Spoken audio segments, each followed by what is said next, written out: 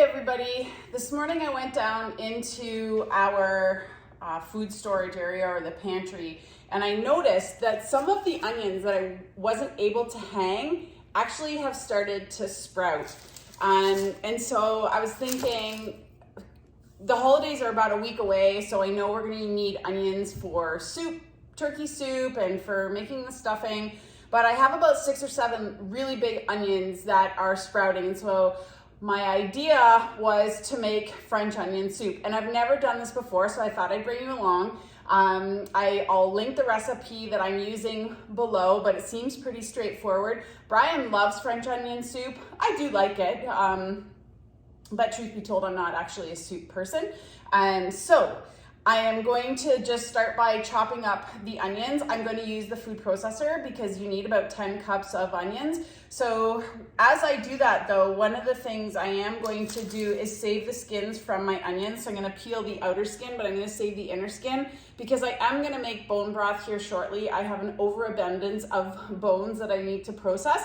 So I keep the onion skins and it adds flavor to the stock, but also colors the stock a little bit, makes it more of a darker brown. So I'm going to save that. So for this recipe, it calls for about 10 cups of onions and a couple of cloves of garlic, and that's really it, and some broth. So I'll walk you through the process as I get going.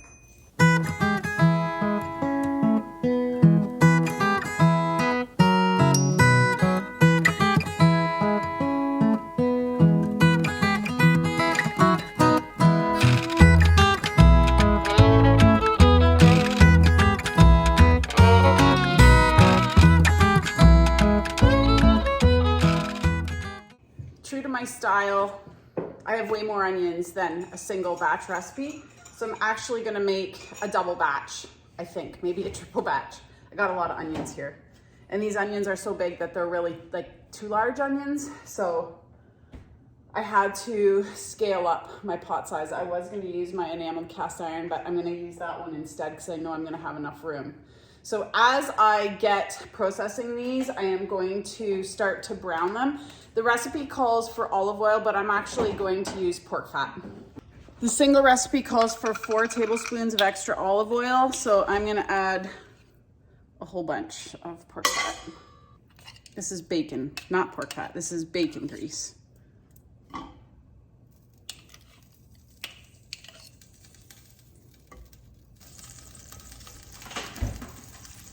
So each of these is about, I'm gonna say 6 cups. And that was only 2 onions. So we're trying to get caramelized onions from this process.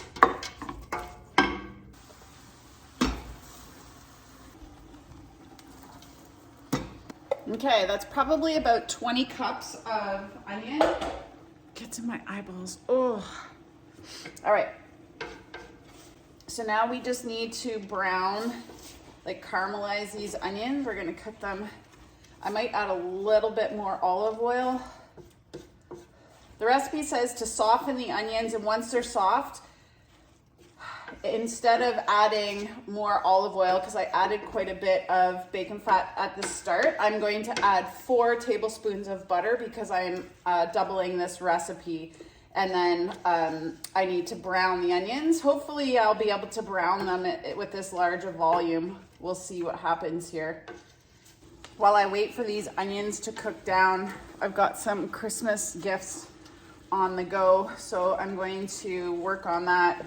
I'm almost ready to add the sticks of butter, but I have a couple minutes, so I have to finish making my dishcloths. Okay, most of the liquid from the onions has evaporated, so I'm gonna go ahead and add the butter, and I'm adding 4 tablespoons because I've doubled the recipe. And we're gonna wait for this to caramelize. Hopefully it does. I think it's just gonna take quite a while, that's all.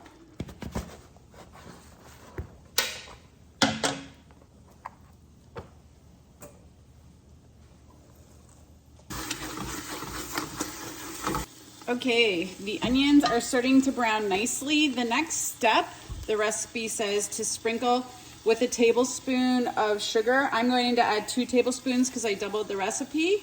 And it also calls for a teaspoon of salt, so I'm just going to add about that much, 2 teaspoons.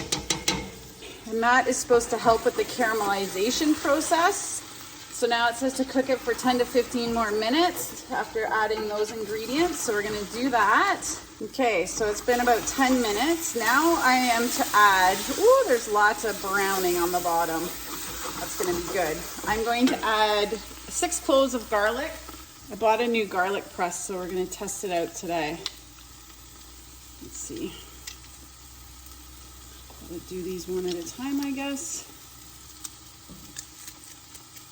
1. Ooh, not bad. I wish it was bigger. The music doesn't quite fit in there. Stir that around and just let the garlic get nice thin. Now the instructions say to deglaze with a cup of wine. Neither Brian and I are wine drinkers, so today we're going to use Inniskillin unoaked Chardonnay. I don't know, not a wine drinker, but I'm gonna deglaze with it. So this gets all the brown stuff off the bottom of the pot. I'm just gonna stir that around, scrape off, and I got one of the sides of the pots here is pretty gnarly, so I'm gonna try and scrape that down, scrape it off. The alcohol basically releases the flavors, but also helps to break down that brown goodness and put the flavor, basically, can't remember the name of it. It's got some fancy name. Just means flavor. So we'll just work and scrape down the sides and the bottom of the pot. All right, the recipe calls for 8 cups of chicken stock or beef stock. I have bone broth, multiple bone, different types. So, okay, so add those. All right, now for some spices. So my favorite, we're going to add, it calls for 2 bay leaves, but I'm gonna add 4 and try and remember to take them out so that Brian doesn't get them in his meal. I'm gonna add 5 because I like that flavor. And it calls for half a teaspoon of dried thyme, and I have about a teaspoon from the thyme that I grew. So now my thyme is pretty much gone. And we're just gonna bring that up to a gentle simmer. All right, our soup has been simmering for at least a half an hour. I'm going to give it a taste. I didn't add pepper or more salt yet, so I'm gonna just taste it and see where we're at. I'm assuming we're probably definitely gonna need more salt. The recipe also calls for 2 tablespoons of brandy. I don't have brandy, so not gonna add it. So the recipe also calls for half a teaspoon of pepper, so I'm going to add 1 teaspoon of black pepper.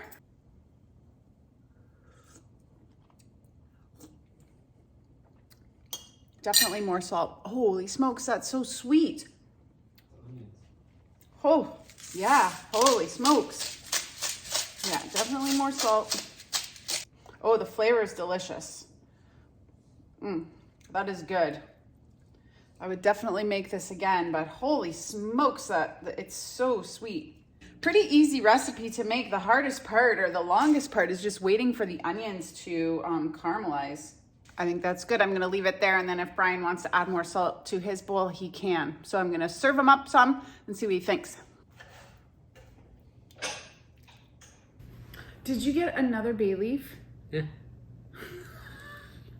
That's hilarious. I mixed it around so that I tried not to get it because I'll leave the other ones in when it's out on the porch. Okay, what's the result? It's good, it's delicious. Is it like as same as a restaurant? Same as a restaurant. Their onions are cut bigger. But oh, so cut the onions bigger? No, don't cut the onions bigger. Leave the onions the way they are. Oh. I'm just saying most people, because then they don't take the time to chop them all up, I'd imagine. Right, guys. Delicious. Fresh loaf of bread. First time ever making French onion soup. I'm not sure why it's called French onion soup. I probably should have done some research. But it is very, very good. way sweeter than I anticipated. I must be just the onions. I used mostly the what are those Spanish onions, the yellow, the big cooking onions, and then one red onion. But it's really, really tasty. The length of time that it takes to caramelize the onions is the hardest part, just waiting. So other than that, it's still really super easy to make and delicious. I have a lot, so I'm going to freeze some and take some home for my mom. But if you want to try, if you have onions, especially that are sprouting, or onions, and you want to try making a new soup, I highly recommend making French onion soup. Thanks for watching. Have a great day, and we'll see you next time.